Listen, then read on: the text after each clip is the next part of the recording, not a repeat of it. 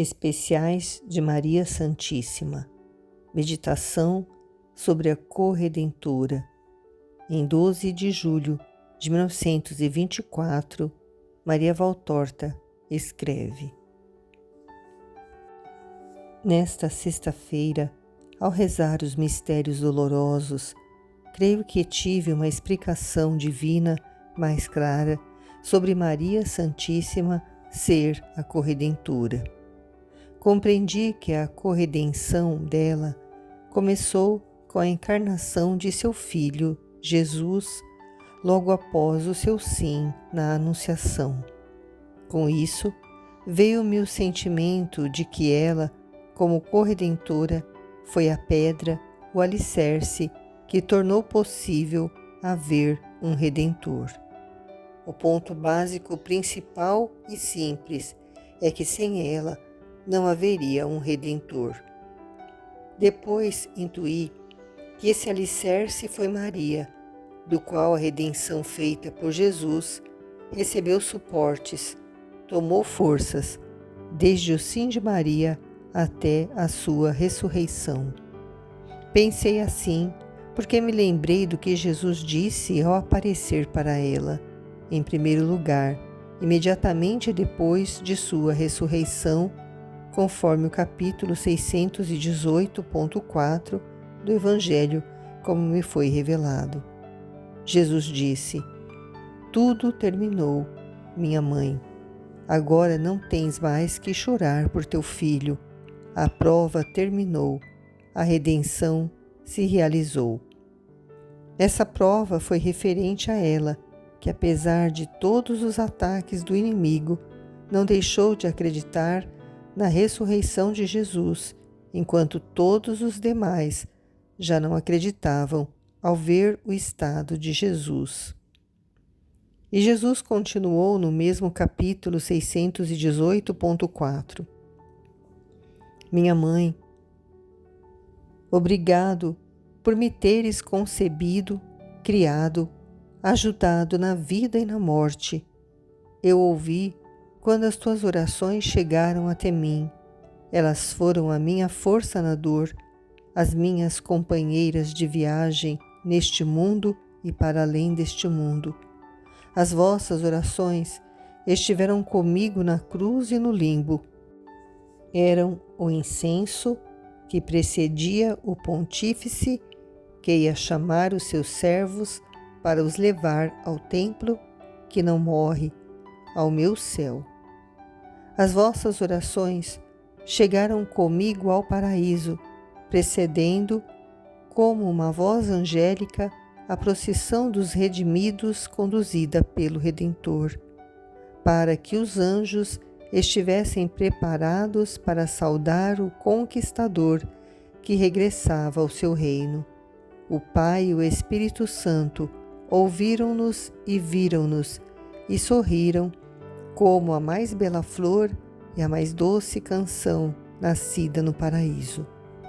Desta forma, em toda a caminhada de Jesus, único Redentor, Maria atuou como pedra básica, dando suporte a Jesus em seu trabalho de Redentor.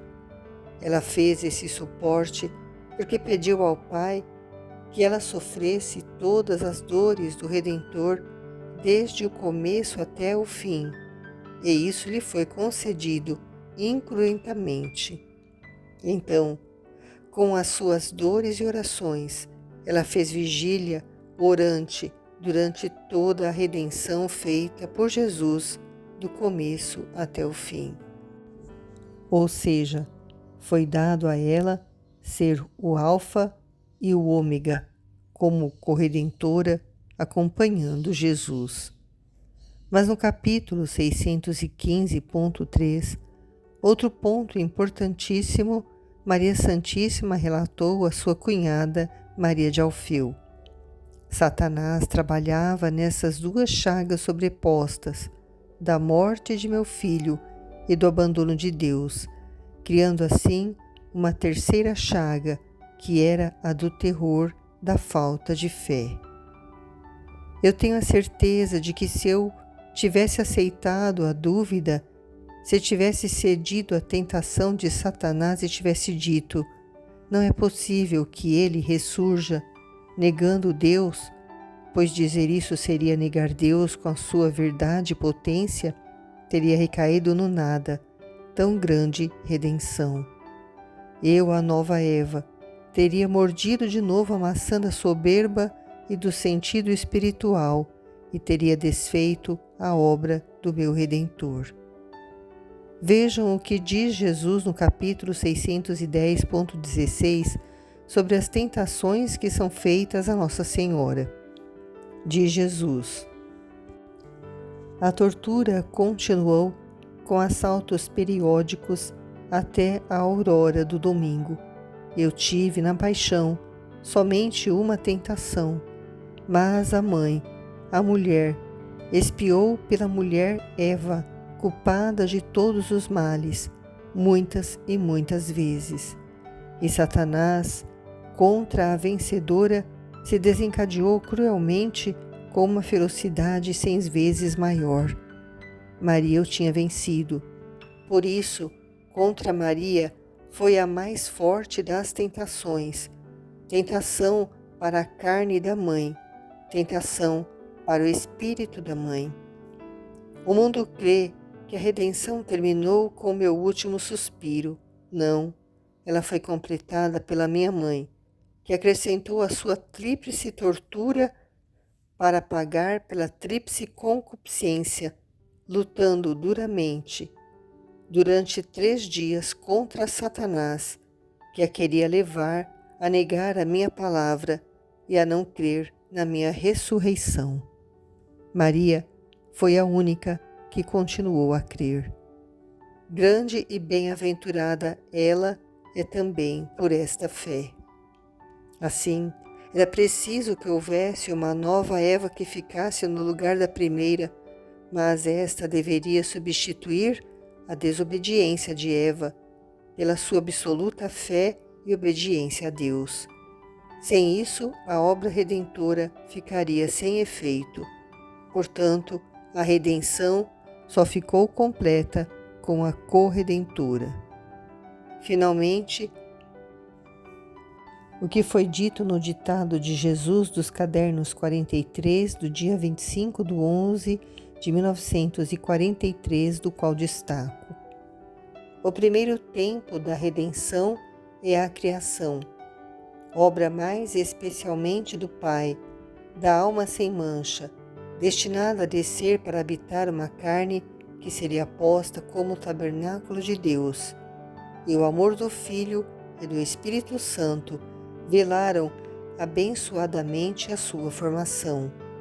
O segundo tempo é quando, por obra do Espírito, aquela sem culpa, toda bela e pura, fundiu seu ardor de virgem enamorada de Deus com o ardor do amor de Deus e, por obra do Espírito, gerou o Cristo para as gentes. O terceiro tempo, quando Cristo cumpriu sua missão de Redentor, morrendo na cruz. Então, também Maria estava unida à obra de Deus e, por obra do Filho, se torna corredentora e vítima com ele. Assim, indissoluvelmente ligada a Deus e à sua vontade, ela está presente em cada momento das etapas do caminho da redenção, e sem Maria, vós não teríeis tido o Redentor. Resumindo, desde antes da criação de qualquer criatura e também do universo, Maria tinha, como nova Eva, a ecorredentora, a missão de anular o que Eva fez quando não acreditou e não obedeceu a Deus. Vem e lê as suas glórias no livro de Provérbios 8, 22-31.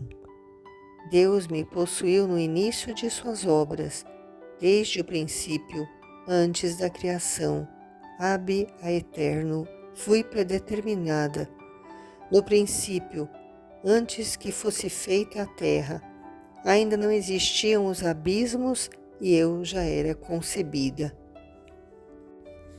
Ainda as nascentes das águas não transbordavam, nem os montes tinham se erguido em suas pesadas massas, nem as colinas eram jóias ao sol, e eu já tinha sido gerada. Deus ainda não tinha feito a terra, os rios e as bases do mundo. E eu era. Quando preparava os céus, eu estava presente. Quando, com lei imutável, fechou sob a abóbada celeste o abismo, quando tornou estável no alto a abóbada celeste e suspendeu as fontes das águas, quando fixava ao mar os seus confins e dava leis às águas para não passar os seus limites. Quando assentava os fundamentos da terra, eu estava com ele a dispor todas as coisas. Sempre na alegria, eu brincava diante dele continuamente, brincava no universo. Aplicaram estas palavras à sabedoria, mas na realidade elas falam dela. A bela mãe, a santa mãe, a virgem mãe da sabedoria, que sou eu que te falo.